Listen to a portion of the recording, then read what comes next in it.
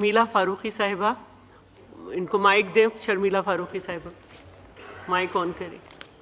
शुक्रिया madam. Madam, मैं आपकी तवज्जो और इस हाउस की तवज्जो दिलाना चाहती हूँ एक अहम मामले पे।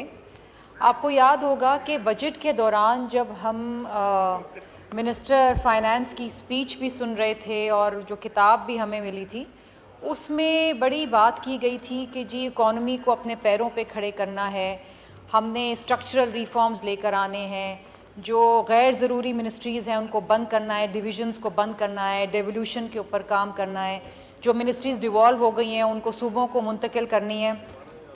और प्राइम मिनिस्टर साहब की भी एक कमिटमेंट थी और बारहा उन्होंने इस कमिटमेंट का इजहार किया।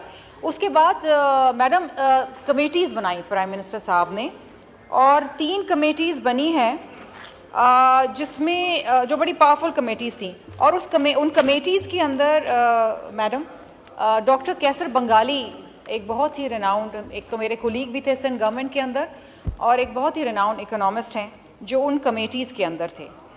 लेकिन पिछले दिनों बड़ी दुख और तकलीफ़ के साथ हमें ये चीज़ें आई कि जनाब उन्होंने रिज़ाइन कर दिया है इन तीनों कमेटीज़। एक राइट साइजिंग कमेटी थी, एक डाउन साइजिंग कमेटी थी और एक ऑस्टेरिटी वाली कमेटी थी जिससे इन्होंने रिज़ाइन कर दिया।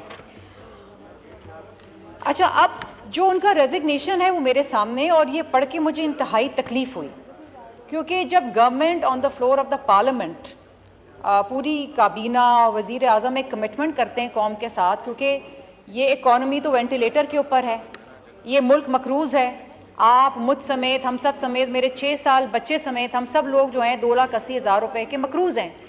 और अभी भी हम कोशिशें कर रहे हैं कि IMF के साथ एक लॉन्ग टर्म एंगेजमेंट करें, जो एजेंडा में नहीं आ रहा, उसके ऊपर भी उस दिन बात हुई हाउस में। मैडम, ये कमिटमेंट पूरी कैसे होगी? अब इनका जो रेजिग्नेशन लेटर है उसके अंदर वो लिख रहे हैं, ये पूरा ये लेटर मैंने उनसे मंगवाया, वो कहते हैं जी गवर्नमेंट की जो ऑब्जेक्टिव है now appears to shift away from austerity and reduction of federal government expenditure. Sir, ये इंतहाई तकलीफ दे बात है। एंड की एक लाइन में आपको पढ़ के देती हूँ, वो कहते हैं जी I am constrained to resign and conclude that the government lacks the commitment to reduce expenditures। ठीक, ये मेरे तकलीफ दे बात है। अच्छा, एक जो चीज़ ये कमेटी कर रही है, इन्होंने क्या किया है कि ये बैठे बड़ी इन्होंने डिलिब्रेशंस करी, और इन डिलिब्रेशंस के बाद इन्होंने 53 एंटिटीज़ उठाई थी कि इनमें से इनको डिवॉल्व करना है, इनको कम करना है। जी जी। उसमें से डिसाइड ये हुआ है कि out of 53 46 entities are to be retained, ये नहीं ख़त्म कर रहे।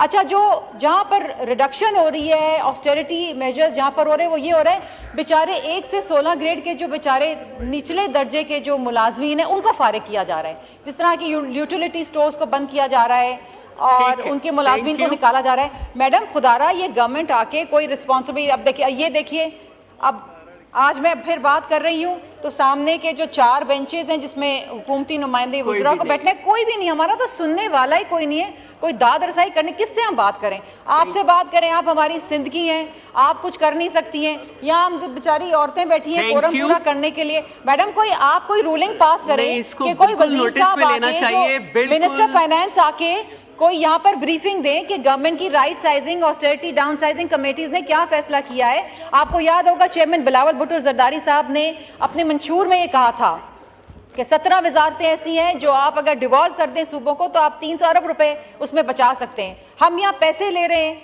पैसे मांग रहे हैं, पता नहीं कहाँ कहाँ जा रहे हैं, पैसे मांग रहे हैं, भिखारी बन गए, लेकिन हम अपने खर्चे